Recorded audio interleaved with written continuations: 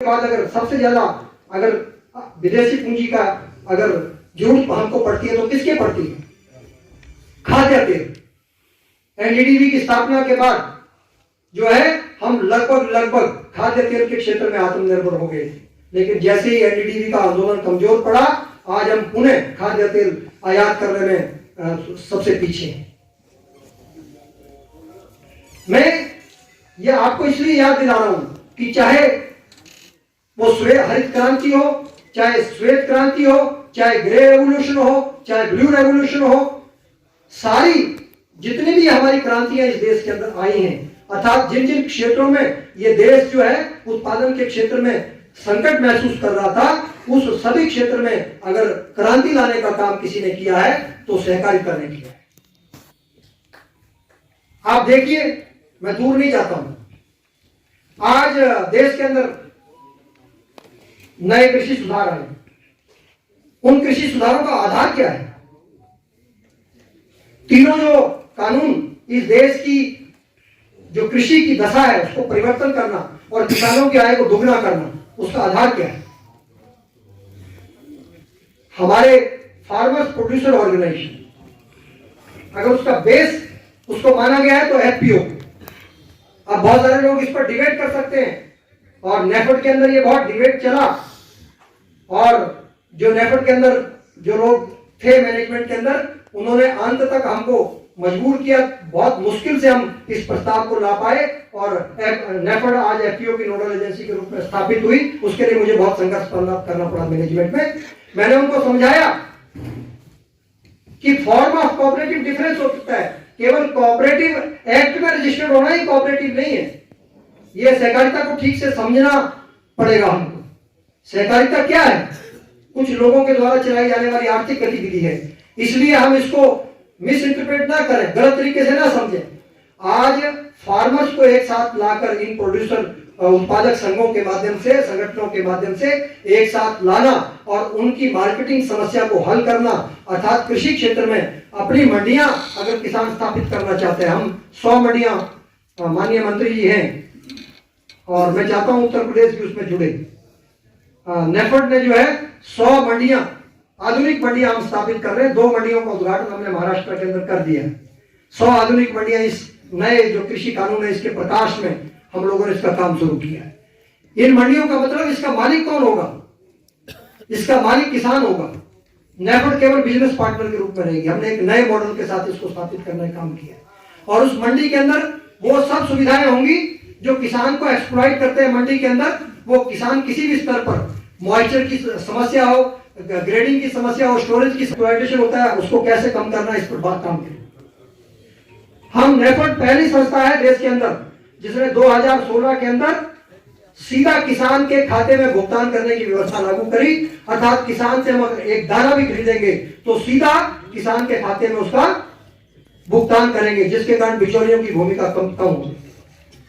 मुझे उसका अनुभव तब आया, ये जो आंदोलन के अंदर आप अभी जिनका उद्बोधन सुन रहे थे आदरणीय अशोक ठाकुर जी, आज जिनके मंच पर जो नहीं बैठे हैं और संस्कार और स्वभाव के कारण नहीं बैठे हैं, ऐसे अपने आदरणीय श्री लक्ष्मण पात्रा जी, हमारे शीर्ष संस्था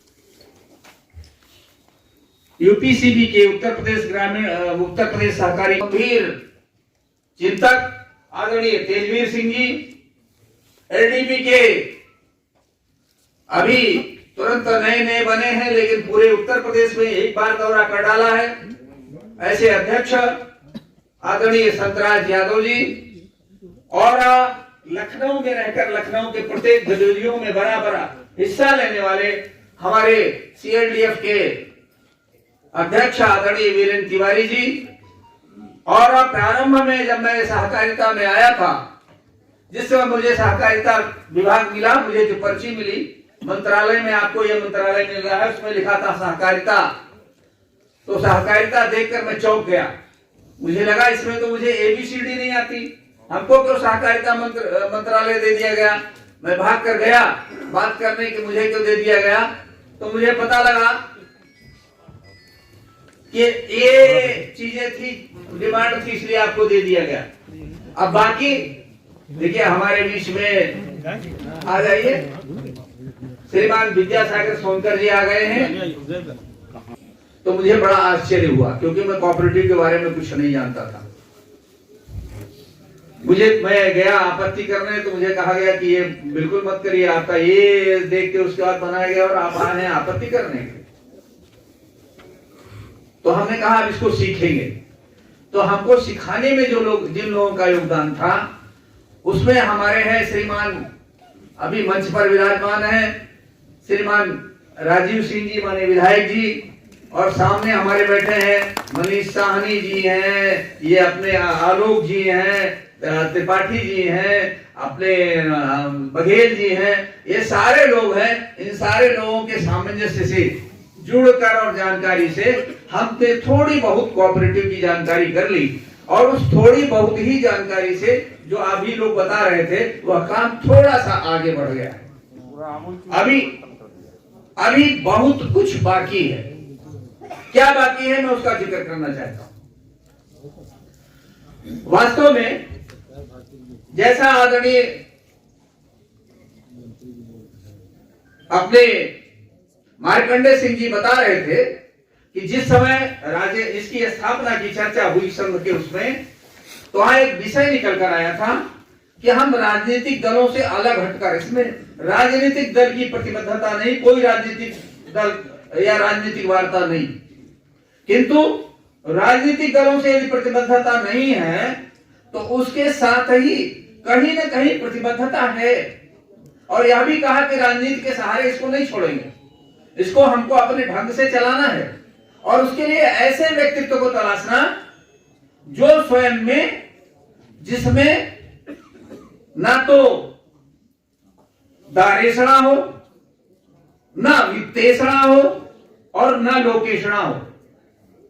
जहां तक राजनीति का सवाल है, राजनीति के लोग दारेषणा से एक बार मुक्त हो सकते, वित्तेषणा से भी मुक्त हो सकते, लेकिन लोकेषणा से मुक्त नहीं हो सकते।